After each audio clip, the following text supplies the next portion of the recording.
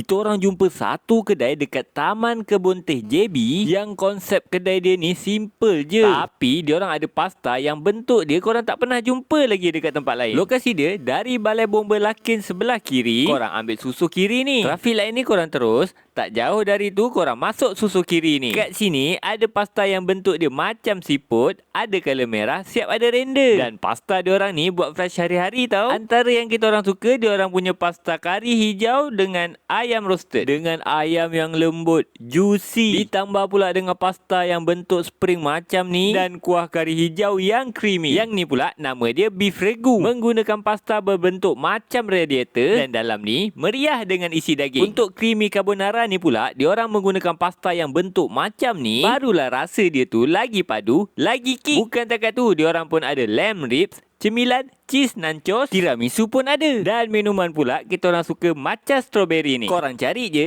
Spazzo Taman Kebun Teh JB. Dan untuk 2026 ni korang boleh custom sendiri korang nak pasta yang macam mana. Korang request dia nanti dekat dia orang. Setiap bentuk pasta ada nikmat dia yang tersendiri. Korang pilih lah nanti. Kita jamin makanan kat sini sedap mengikut cita rasa kita orang. Kalau tak sedap, akan kita orang nak jual.